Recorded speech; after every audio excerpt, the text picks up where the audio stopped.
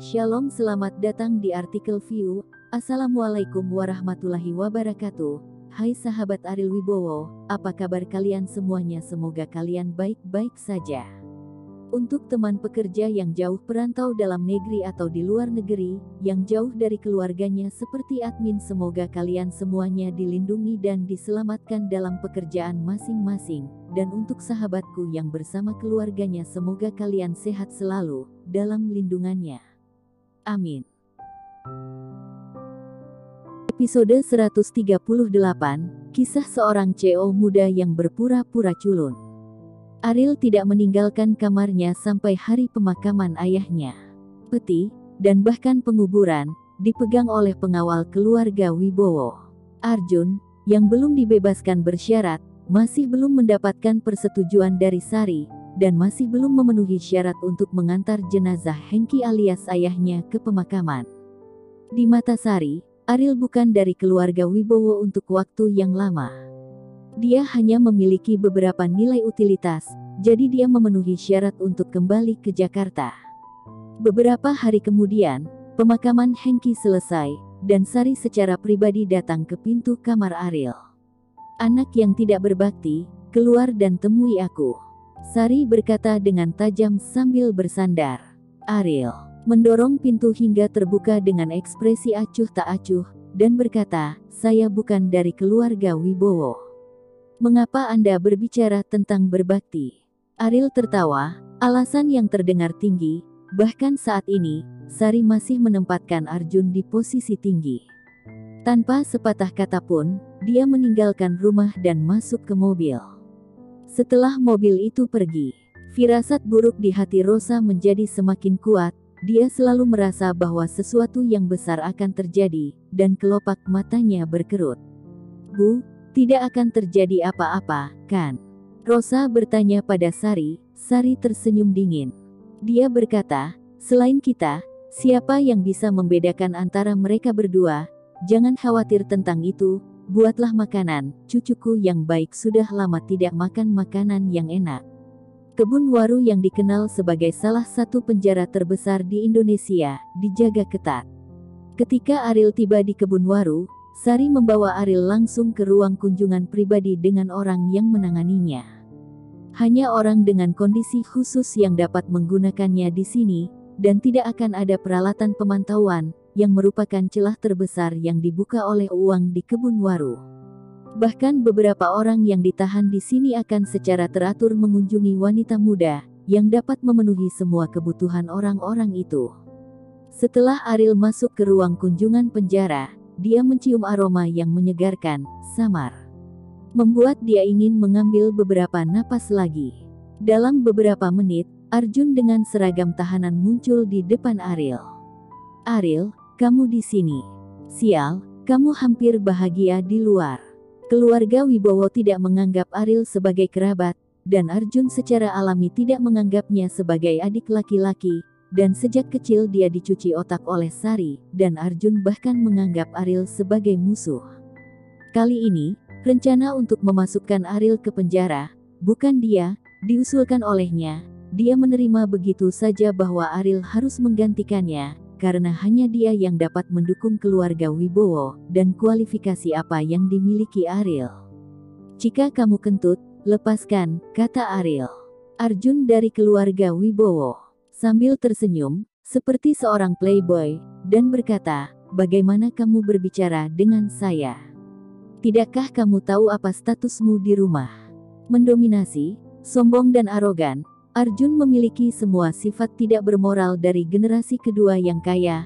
Hanya orang seperti itu, Sari benar-benar buta, jadi dia akan dianggap sebagai pewaris keluarga Wibowo.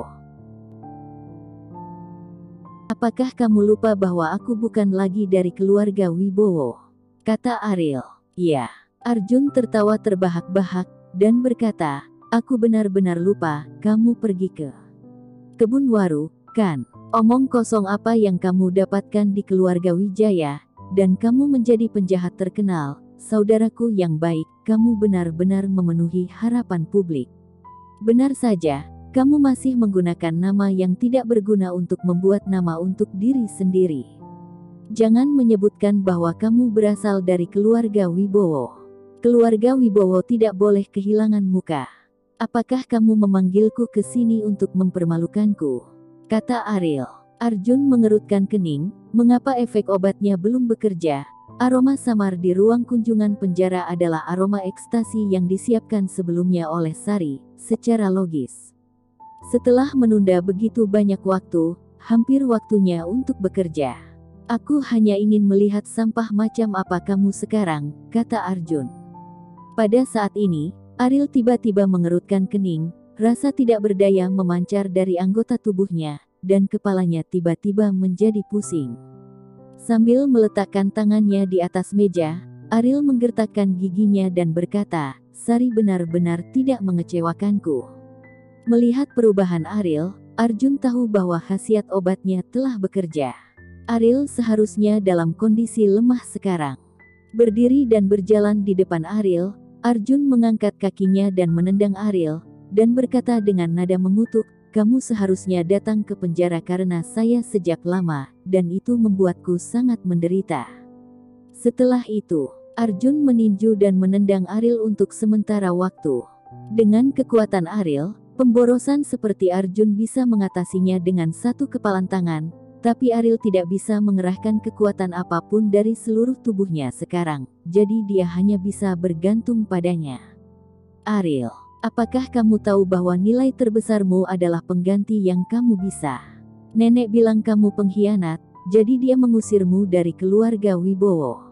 Dengan kamu di sekitar, seluruh keluarga Wibowo akan dihancurkan olehmu. Arjun menginjak wajah Ariel, dan melanjutkan dengan merendahkan, kamu sangat menyedihkan. Kamu bahkan tidak memiliki hidup sendiri. Kami berdua keluar dari rahim ibu yang sama, tetapi kami dalam status keluarga Wibowo. Apa perbedaan antara awan dan lumpur? Apakah kamu ingin tahu alasannya? Mata Ariel menjadi semakin kabur, dan suara Arjun tampak terputus-putus, dan dia akhirnya ingat bahwa Arjun melepas pakaiannya. Kemudian dia memakaikan seragam tahanan ke Ariel. Trik ini mengubah Ariel menjadi Arjun. Ketika Ariel bangun, dia sudah berada di sel penjara, sebuah ruangan besar untuk 12 orang, yang telah dikunci karena berbagai alasan. Menutupi kepalanya dan duduk, Ariel merasa bahunya ditendang dengan keras bahkan jika dia mendengar suara omelan di telinganya, Arjun, kamu tidur sangat nyenyak. Pergi ke toilet. Ariel menggosok bahunya, tampaknya pria Arjun tidak melakukannya dengan baik di penjara, dan giliran dia untuk membersihkan toilet. Kehidupan Arjun di penjara memang menyedihkan, dan dipukuli setiap 3 hari adalah hal biasa. Membersihkan toilet adalah hal yang hampir setiap hari dilakukan. Terkadang bos di ruangan besar ini sembelit, dan harus mengelus perut bos saat bos jongkok. Dapat dikatakan bahwa itu tidak sebaik babi dan anjing. Mulai hari ini dan seterusnya, jangan menggangguku, yang terbaik adalah tidak memprovokasi saya, kata Ariel dengan dingin. Sialan, kamu pemarah. Arjun, apa yang kamu pikirkan? Apakah kamu ingin dipukuli lagi? Sial, jika kamu tidak pernah cedera selama 3 hari, beri aku pukulan dulu. 7 atau 8 orang di ruangan besar itu mengelilingi Ariel, dan seorang pria yang tampak seperti bos melihat pertarungan yang akan datang dengan senyum di wajahnya. Baginya, itu adalah hal yang langka untuk menghilangkan kebosanannya. Sangat disayangkan Arjun terlalu lemah, dan setiap kali dia menangis dan memohon belas kasihan, tidak ada yang istimewa. Ariel memandang beberapa orang di sekitarnya, dan berkata dengan acuh tak acuh, jangan salahkan saya karena tidak mengingatkan Anda. Tiba-tiba, ada jeritan kesakitan yang konstan di ruangan besar itu. Bagaimana mereka yang selalu menganggap Arjun sebagai pemborosan, tahu bahwa Ariel ada di depan mereka sekarang. Bukan Arjun yang bisa diganggu oleh orang lain. Bos, yang duduk kokoh di tempat pemantauan untuk menonton pertunjukan, melihat bahwa semua orang jatuh ke tanah dalam waktu kurang dari 1 menit, tercengang. Ini, persetan, bos, obat apa yang diminum Arjun hari ini? Dia sangat kuat.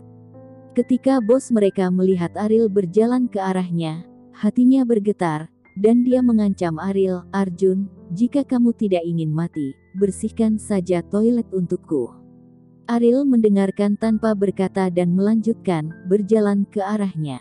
Ini membuat bos besar itu sedikit bingung. Dia belum dipukuli oleh sekelompok orang seperti itu, dan dia harus dipalu sampai mati. "Arjun, kamu apa yang ingin kamu lakukan?" kata bos dengan panik. "Kamu adalah orang paling kuat di ruangan besar ini." Ariel bertanya. "Ya." Bos mengatakan kata ini. Bos dengan cepat menamparkan dirinya sendiri beberapa kali dan berkata, "Tidak, tidak, kamu adalah bosnya, kamu adalah bosnya."